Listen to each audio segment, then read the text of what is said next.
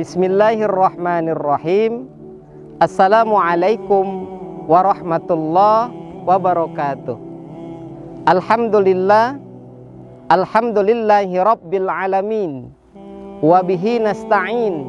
Wa ala umurid dunya waddin. Wa ala alihi wa sahbihi ajmain. Amma ba'du. Kaum muslimin wal muslimat rahimakumullah. Rasulullah Shallallahu Alaihi Wasallam adalah nabi yang memiliki akhlak yang mulia. Begitu cinta Rasulullah terhadap para sahabat dan umatnya ini sangatlah besar. Sampai suatu ketika pada saat itu di waktu subuh di Masjid Nabawi di kota Madinah. Ketika itu Rasulullah Shallallahu Alaihi Wasallam berangkat ke Masjid Madinah. Pada saat Rasulullah duduk di masjid, Rasulullah tidak menemukan sahabat beliau. Dan sahabat beliau ini mendapatkan julukan Al-Abid, ahli ibadah. Memang beliau tidak setenar sahabat Umar, Abu Bakar, Utsman, Ali, dan sahabat-sahabat yang lain. Tapi beliau ini sangat istimewa di hadapan baginda Rasulullah Sallallahu Alaihi Wasallam. Sahabat tersebut bernama Sya'ban. Sahabat Sya'ban ini memiliki kebiasaan, yakni ketika sholat selalu di saf terdepan, di pojok sebelah kanan. Kenapa Sya'ban milih di pojok sebelah kanan? Ini memudahkan Sya'ban untuk memperbanyak sholat-sholat sunnah sebelum melaksanakan sholat wajib. Ketika subuh itu Rasulullah Shallallahu Alaihi Wasallam tidak menemukan sahabat Sya'ban. Sampai azan berkumandang pun Sya'ban belum datang. Selesai azan berkumandang, para sahabat bersama baginda Rasul melaksanakan sholat sunnah. Kemudian ditunggu, Sya'ban pun tak kunjung datang. Sampai qomat, Sya'ban pun belum datang. Selesai sholat subuh, Rasulullah Shallallahu Alaihi Wasallam membalikkan badan beliau. Kemudian Rasulullah menatap satu-satu sahabat-sahabat beliau, tapi tidak ditemukan sahabat Sya'ban. Kemudian selesai zikir, selesai berdoa, Rasulullah bertanya kepada para sahabat, adakah di antara antum yang tahu bagaimana kabar Sya'ban? Tidak ada sahabat yang menjawabnya. Tidak ada sahabat yang tahu keadaan Sya'ban. Kemudian Rasulullah mengganti pertanyaannya, adakah di antara antum yang tahu di mana rumah Sya'ban? Salah seorang sahabat mengangkat tangan, ana ya Rasul, saya ya Rasul tahu di rumah Sya'ban. Maka kata baginda Rasul, antarkan ana, saya ke rumah Sya'ban. Berangkatlah Rasulullah ba'da subuh, jalan kaki bersama para sahabat yang lain ke rumah Sya'ban.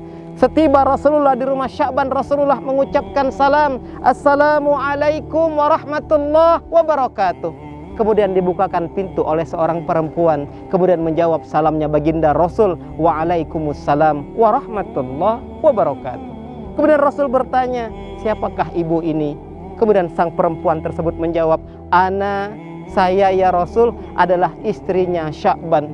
Mendengar jawaban bahwa yang menghadapi Rasulullah adalah istrinya Sya'ban, kemudian bertanya Rasulullah, aina Sya'ban? Di mana Sya'ban? Kemudian istrinya Sya'ban menjawab, laqad tufiya ya Rasul. Suamiku telah meninggal dunia ya Rasul. Kemudian Rasulullah bersedih. Ternyata jemaah sekalian, yang menyebabkan Sya'ban tidak berangkat ke masjid bukan kemalasan.